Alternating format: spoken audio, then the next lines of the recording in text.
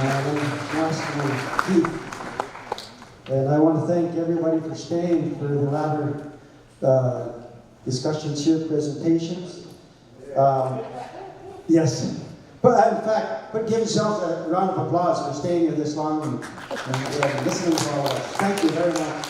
And the coordinators, people who got this thing going, put another round of applause for those folks too. That's hard work, damn hard work. So I'm going to give you a presentation on 1491. Year before the first colonizer came.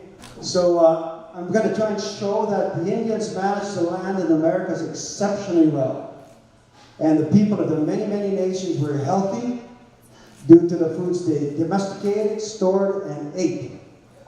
And this historian, Charles C. Mann, says, for the disintegration of Native America was a loss not just to those societies, but to the human enterprise as a whole. Because 60% of everything in the world that was domesticated by Indians before 1491.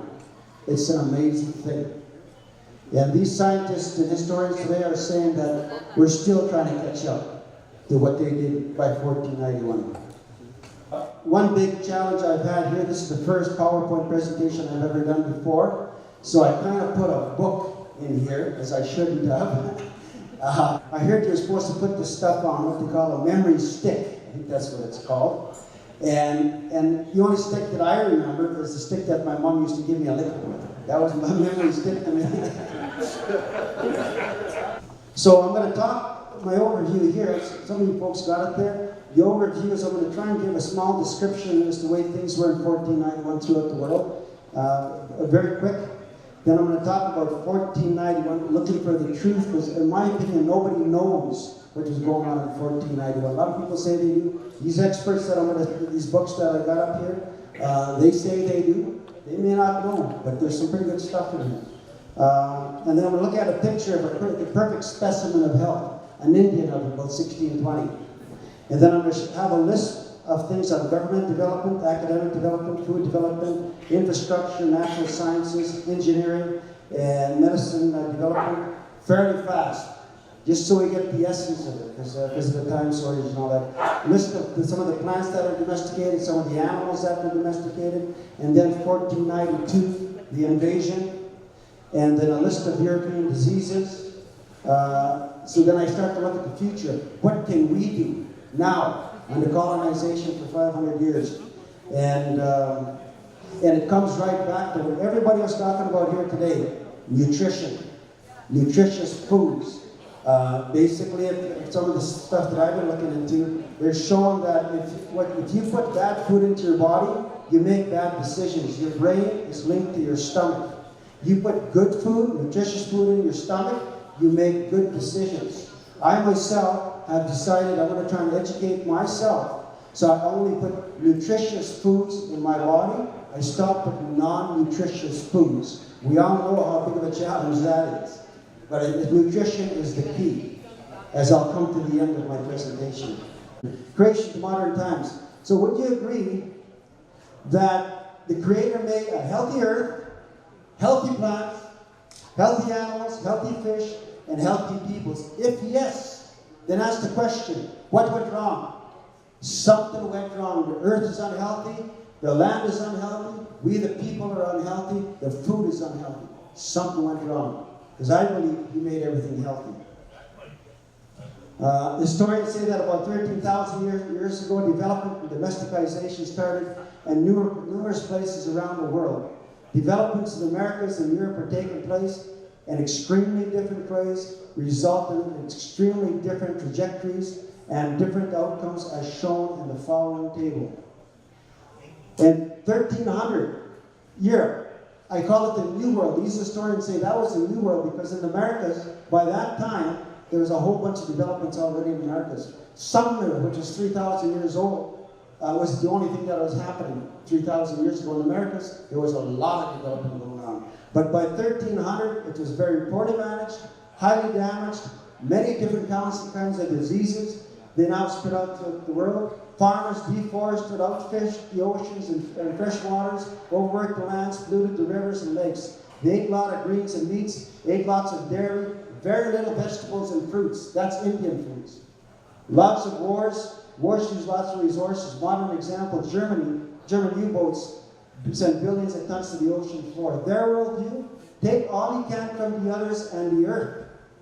Destroy it if you can't take it. That's my description, right? Here's what I believe the flip side is 1491, the old world. They were very well managed, not like the destruction today. There was no diseases here, none. Paradise, Garden of Eden. However, just November 10th, 2018, a lady in California says that paradise has turned into the gates of hell. That's where we've come to today. We're living right next to the gates of hell. Animals and plants were here in trees that have never been seen before. One big garden from the northern tip of North America right to the southern tip of South America. 60% of everything domesticated was domesticated by the Indians. Our worldview, make Mother Earth better than it was in its natural state. They say there was so many fish in the water that it looked like there's more fish than water. There were so many birds in the sky when a flock flew over and blotted out the sun. And when the Europeans came over, they said it was a natural state. These historians say that is not true. It was that well designed and managed. All of the Amazon jungle, which is the size of France, this one area, is all man-made plants, animals. The whole thing was man-made by the Indians before 1491. I'll just take a moment to talk about these books that I got here. This one, Utopia, written by Sir Thomas More. The king hung him some years later, but in 1560 he wrote this book. He's talking about Utopia, which people say is America, with the Indian societies.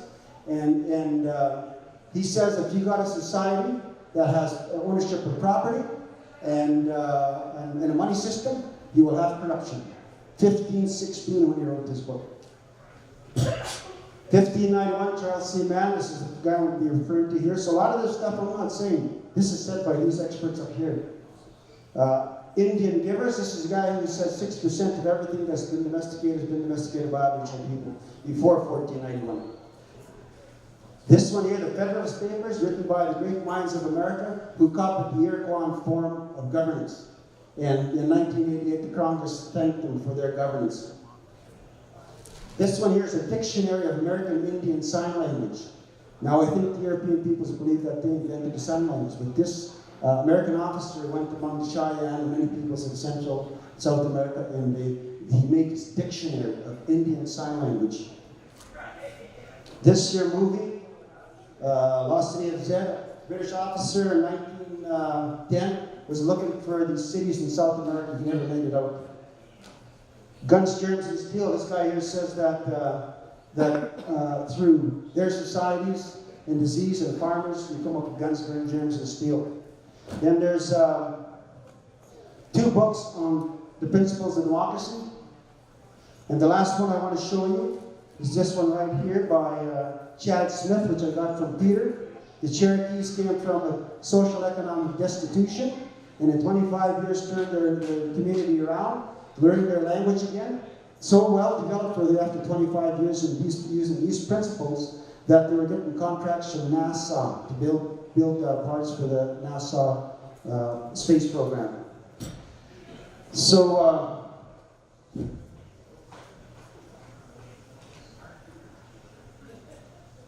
what happened over the last 500 years? Jared Diamond says that through geographic factors, they turned into gardeners, they turned into farmers, we turned into gardeners. Because we didn't have any animals to plow our land. We plowed our land by human beings. Eurasia is a big, huge expanse, and our continent is disjointed in North, Central, and South America. We had 3 domestication centers. They only had 2 domestication centers over there. There was 182 linguistic groups in Americas, only 4 linguistic groups in Europe. Those 4 linguistic groups destroyed the 182 because of diseases, poor nutrition. The Indians, summary point, the Indians were the world's greatest farmers, gardeners, and the greatest pharmacists, herbalists. They developed practical governance and administration, which inspired Benjamin Franklin to write the American Constitution. They had a far more sophisticated calendar than the Europeans. They had a mathematical system superior to the Spanish, which is being used by the world today. And so our domestic development centers was one up around here, one here, and one down here. Theirs was one here in the Mediterranean and China. And the reason I show this one because this group right here, the Blackfoot Cree, Ojibwe, Algonquin, and Montagnais and all that, they're also the same people, the Cheyenne, I believe, and the people along the eastern seaboard right here. These are all Algonquin-speaking languages. I got a buddy who says there's places down here in Florida that have Cree names. And my point being, we don't know how these peoples were set up before invasion. When I look at this kind of thing, that before invasion there was probably some kind of logical setup. And when invasion came, it was like when you have oil on water and you drop something in the oil, it just all goes all over the damn place. Eh?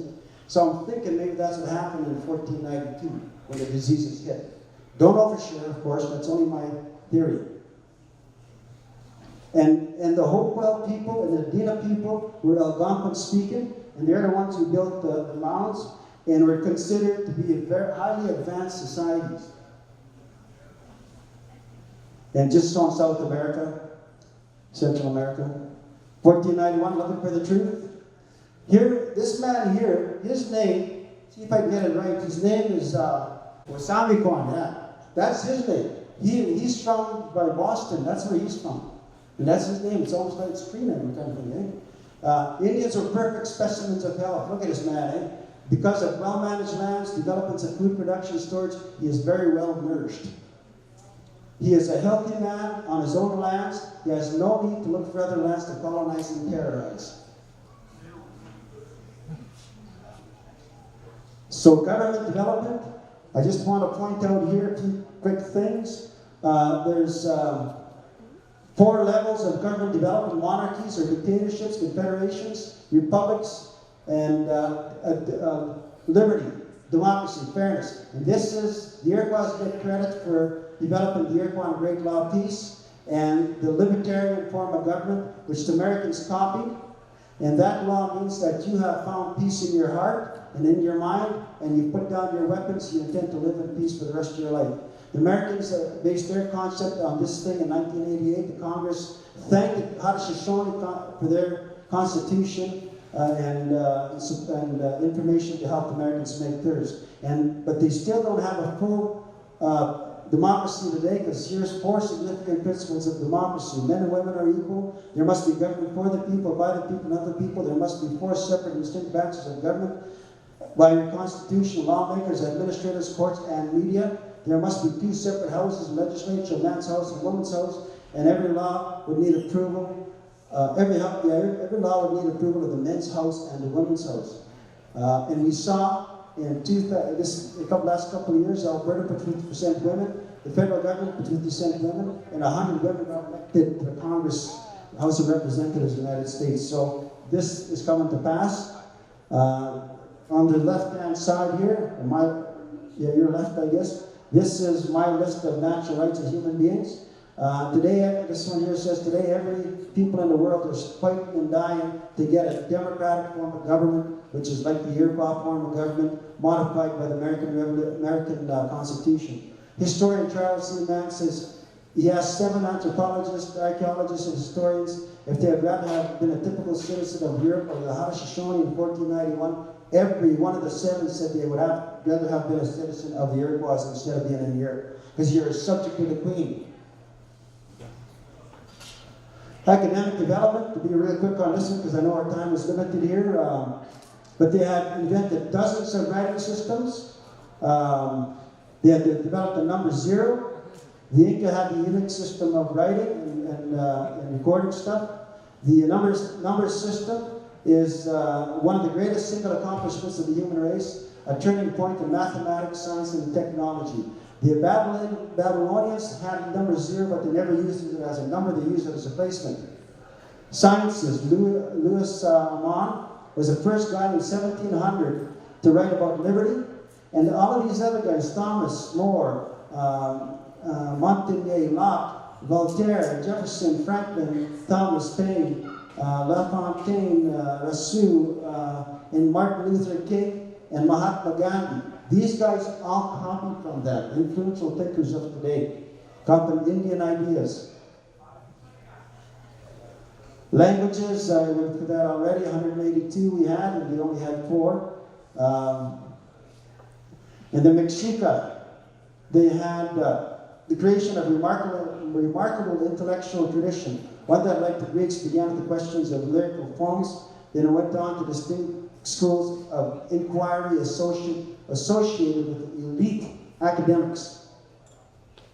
Food development, 3,000 different types of potatoes. With European peoples, when they made something, they only made one kind of it.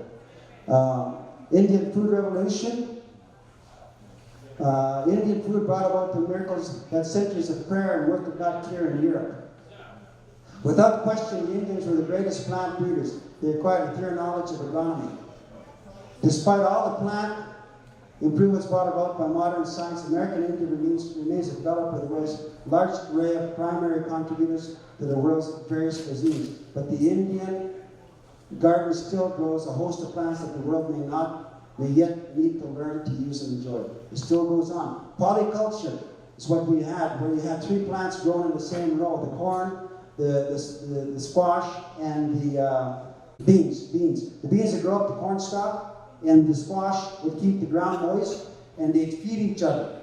And you'd get 50% more corn because of that polyculture. They had one simple row of a plant growing in. A highly advanced system. They had a lot of advanced systems of farming, a lot of them. So Italian cuisine, Spanish cuisine, Sichuan beef, chili, German cake, German chocolate cake, baked potatoes, Milan ice cream, Hungarian goulash, peanut brittle, pizza. All of these things are Indian foods. Thanksgiving meal has all of these things here, all Indian foods. And they had 47 types of berries. The coyote vegetable came in many sizes and shapes. Few other plants in either the Old or the New World garden can match the versatility of this thing. Pepper, they only had one pepper. After Columbus came here, they now had a whole bunch of different kinds of peppers. Red peppers, bell peppers, banana peppers, cherry peppers, chili peppers, goes on. Grains, we got the amaranth and quinoa, which is the high in fiber. Here's just a list of, I call it the nutritional experts of the world. And this is some of the things they domesticated: potatoes, corn, and there's many kinds of corn and potatoes, tomatoes, beans, all kinds of beans, peppers, the list goes on. Nuts, all kinds of nuts. Infrastructure. Tenochtitlan was bigger than Paris when the Spaniards came here. And Paris, I think, was the biggest city in Europe. And it was populous, rich, and well organized as any in history. And in addition to that, they found 25 cities in South America where the Pan Am highways cut right through it. And now the people are digging through those things and stealing all of the artifacts and selling them on the black market. Industrial complex, they're finding these things here, 30,000 square miles or more of forested lands that built all kinds of land infrastructure that they can't figure out what those things were being used for. It is just stunning. Here's right here when people at North of Choco, that's in South America, were building these cities. There's only one other urban complex on Earth, Sumner. This is around 3000 BC. So again, we're the old world, they're the new world. Natural sciences, biology, the Western Amazon was a center for plant domestication. 138 known domesticated species of species, and half of those were trees full of fruits and all that kind of stuff. They say when you walk in there, it's like walking through an orchard. And here again, this is all of the different rectangular shapes of infrastructure that nobody can tell what those things were. But they were gardens, as far as I'm concerned. And they made this soil called terra preta, which after 1,000 years is still nutritious. and it covers 10% of the Amazon, which is an area the size of France. Chemistry, they still can figure out the DNA of people that were dead since the Egyptian pyramids. And they were farming forests. They weren't farming gardens or fields, they were farming forests. Physics. One of the big things here to develop the long calendar or develop the Mayan calendar. Astrologers tracking the orbits of the planets established these three calendars. It's the 365-day calendar, 260-day calendar, and the long count calendar. This requires advanced astronomy, synchronized them, required ventures into mathematics. They had to be highly advanced to make these calendars. And they had superior dyes, I think 109 different kinds of dyes. Here's a list of inventions, and I'll pass that because that's straightforward. Engineering development. The Mayan buildings are still standing. A lot of European buildings have went down. The Incas used to build suspension bridges. Chemicals, they used to make all these things out of rubber and sisal, rubber soled shoes, rubber things for playing games, rubber bottles, all kinds of stuff they used to make out of it. And Montezuma told his king, he said, where is that actually? Can there be anything more magnificent that this barbarian lord should have all the things to be found under the heavens in his domain, fashioned gold and silver and in jewels and feathers, and so realistic in gold and silver that no smith in the world could have done better, and in jewels so fine that it's impossible to imagine with what instrument they cut these so perfect. And in Spain, there's nothing to compare with this. That's advanced technology, was it? Medicines. The one point I'm going to make here is that quinine cures malaria, I do believe. But this point right here is scurvy. By the Indians around Montreal in 1535, cured Jacques Cartier of scurvy. However, in 1795, James Lind got the credit for discovering scurvy, the cause of scurvy, and the cure for it, which is wrong, of course, because Aboriginal people knew about it 1,000 years before. However, at that point in time, right here, his work finally led to the discovery of vitamins and to the fuller understanding of human nutrition. So today, this society today is just understanding about nutrition. The Indians knew about nutrition a long time ago, right, Dr. Hank? That way? Yes, sir. Oh, thanks, Dr. Hank. I appreciate that. Will do. Echinacea is a genus, I think it's said, or group of herbaceous flowering plants in the daisy family. It has 9 species, which are commonly called cone flowers. They are found only in eastern and central North America. So that's where domestication is taking place, North and Central America. We're in North America. So this was being domesticated around here. In 1813, there was medical publications as following. The Indian doctors dispensatory, the Indian Right to Health in 1836, North American Indian Doctor, or Nature's Method of Curing and Preventing Disease according to the Indians. And the United States Pharmacopoeia listed in 1820 listed more than 20 drugs supplied by the Indians. And then the universities, hospitals, medical associations established and pushed the Indian healer aside. And they took all the credit and corrupted it all. And still clean, that's why I understand it, eh? 1492, the invasion came. The worst weapon they had was diseases. And I say that the importance of understanding and dealing with diseases is this. Is that like a box of apples, I don't know what the science is behind this, but if you got one rotten apple in that box and you leave it in there, it's going to rot the rest of the apples, right? I think it's the same with human beings. If we have one bad person amongst us that says, I got a gun and I want war, he'll strip everybody else in. So that means all of us has to be healthy. Every last one of us has to be healthy. If there's one person who's not healthy, we have a problem. Tapos?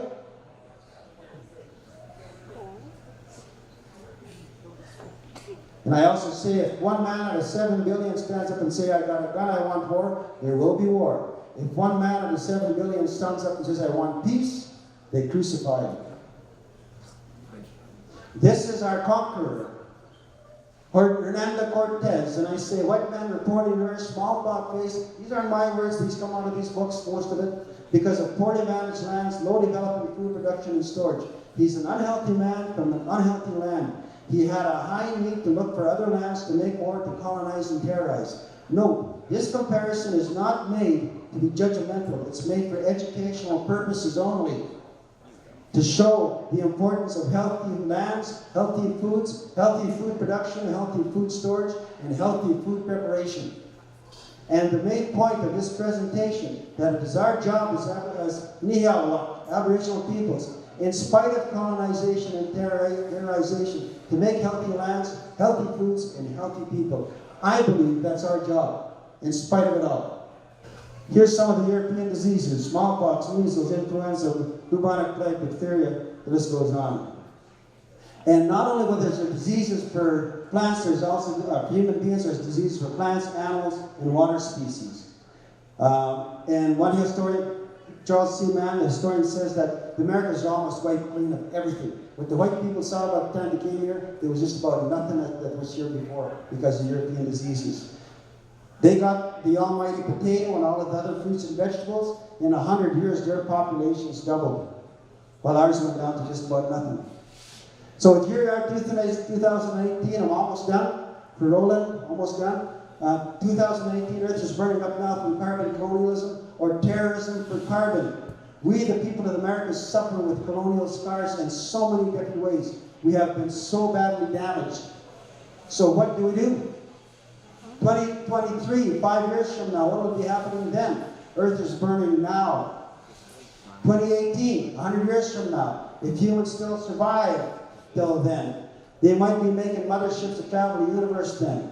We as Aboriginal people can work toward these opportunities, but we need to have the best scientists, best mathematicians, best engineers, best herbalists, best telepathic minds in the world to populate one of these ships. I mean, it's something for us to look forward to, just as one idea. Eh?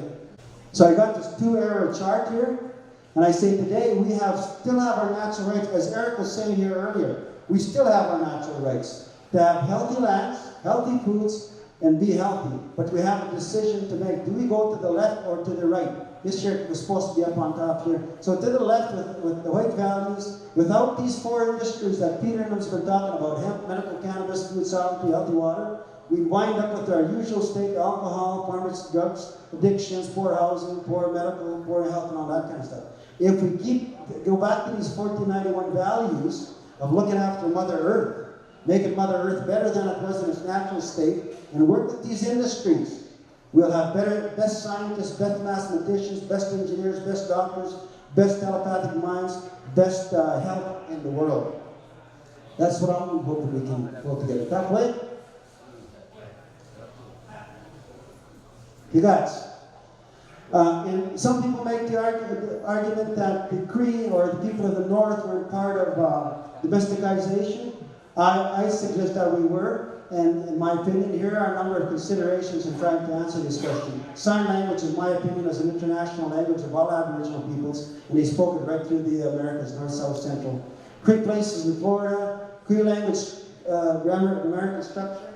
I was working with people in Edmonton, started a conversational Cree group. I started taking Cree, and I started looking at the grammar structure of Cree. It is unbelievable. It is stunning.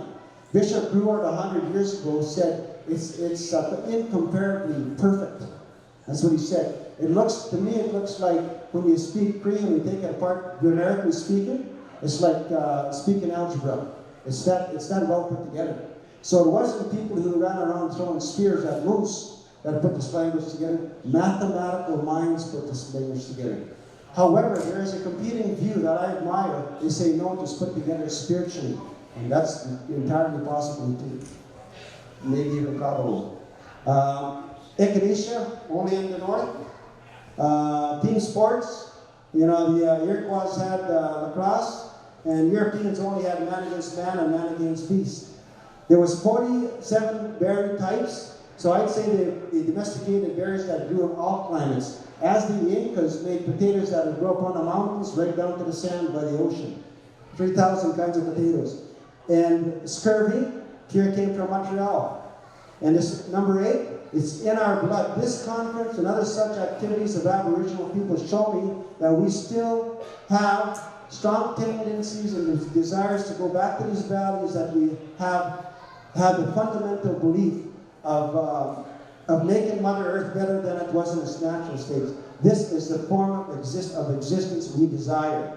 The last one, the Adina and the Hopewell, the Mound Builders, were Algonquin-speaking people, and so are the Cree, the Blackfoot, and a lot of people in these areas. So healthy lands, healthy foods, healthy people chart, it's a catch-22. It's all together or nothing. Under colonialism, form of existence, unhealthy lands, unhealthy foods, burning the planet, hierarchy of gangs. Note, today, the kids in the United States are suing the American government over climate change. Another entry online stating kids around the world are suing the governments over climate change, and it's working, they say. Now, on this side over here, making Mother Earth healthy form of existence, we have healthy lands, healthy foods, healthy people. And this book here, The Gut, by this lady right here, she says that our gut flora and bacteria is like an organ, like any other organ we have. And that's formed from the time that we're a baby. We can't change it as time goes by. However, if we throw in bad food, we make bad decisions, basically, is what she says. And our stomach is such that the stomach, it doesn't think kind of, it says, hey, throw in some more of that bad food, you know? So I say, garbage in, garbage out, you know? So put good stuff inside, nutritious food only. I believe we as Aboriginal people have a reason to be here on this earth, and that is to help the earth people move from a state of unconscious state to a conscious state, from unhealthy to healthy. I believe that's our job, in spite of everything. So here's a little chart here. The 4 legs of good health. You need all 4 legs, otherwise it all falls down. You need a healthy earth, you need a healthy environment, you need healthy food, you need healthy people. If even one of those are lost, the chair's gonna fall down. We have an unhealthy earth, unhealthy environment, unhealthy food, and unhealthy people. What do you expect, right? Yes, last point. Good nutrition can prevent disease and promote health. There are 7 categories of nutrition that the body needs to acquire from foods. Protein, carbohydrates, fat, as Dr. Hank was saying, fibers, vitamins, minerals, and water is a nutrient category. Water is a food. We need that to live healthy. Check up here.